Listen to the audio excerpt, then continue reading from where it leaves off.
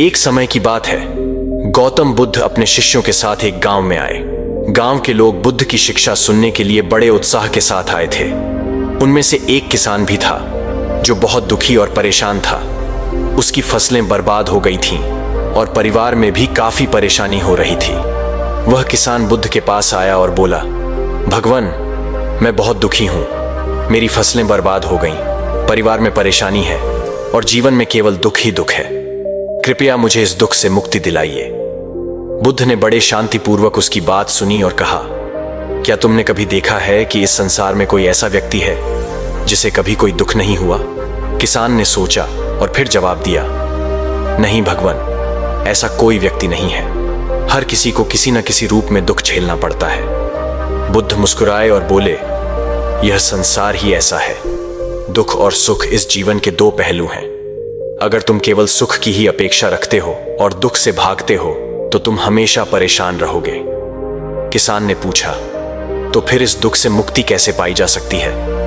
बुद्ध ने उत्तर दिया, मुक्ति पाने का उपाय यह है कि तुम अपने मन को दुख से अलग करो। जैसे ही तुम यह समझोगे कि दुख और सुख जीवन का हिस्सा है और यह कि तुम इनके लिए जिम्मेदार नहीं हो, तुम्हारा मन शांत हो जाएगा। इन परिस्थितियों को स्वीकार करो और अपनी कर्म में लग जाओ। यही सच्ची मुक्ति का मार्ग है। किसान ने बुद्ध की बातों को ध्यान से सुना और मन में एक अजीब सी शांति का अनुभव किया। उसने तय किया कि वह अपने जीवन की कठिनाइयों को स्वीकार करेगा और बुद्ध के बताए मार्ग पर चलेगा। धीरे धीरे किसान का जीवन बदलने लगा। वह अब दुख से परेशान नहीं होता था, बल्कि उसे जीवन का एक हिस्सा मानकर स्वीकार करता था। उसकी फसलें भी सुधर गईं और परिवार में भी शांति स्थापित हो गई।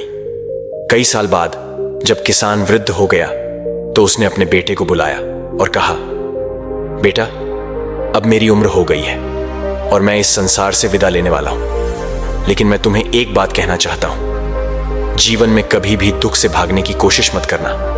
हर परिस्थिति का सामना धैर्य और समझदारी से करना। याद रखना, सुख और दुख दोनों जीवन के हिस्से हैं।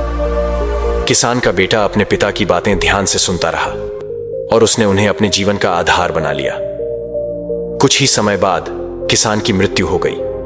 पूरा गांव उसके अंतिम संस्कार में शामिल हुआ और उसे श्रद्धांजलि दी। गांव के लोग जानते थे कि वह एक समझदार और धैर्यवान व्यक्ति था जिसने जीवन के अंतिम क्षण तक अपने कर्तव्यों का पालन किया।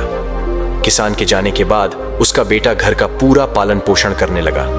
उसने अपने पिता की तरह ही मेहनत और लगन से खेती की, परिवार का ध्यान रखा और बुद्ध के उपदेशों को अपने जीवन में अपनाया। वह भी अपने पिता की तरह धैर्यवान और शांतिपूर्ण व्यक्ति बन गया।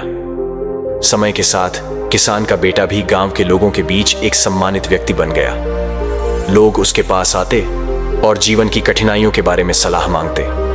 वह भी अपने पिता की तरह उन्हें यही सिखाता कि जीवन में सुख और दुख दोनों को स्वीकार करना चाहिए और परिस्थितियों का सामना धैर्यपूर्वक करना चाहिए। इस तरह किसान की शिक्षा और बुद्ध के उपदेश पीढ़ी दर पीढ़ी चलते रहे और गांव में शांति और समृद्धि बनी रही।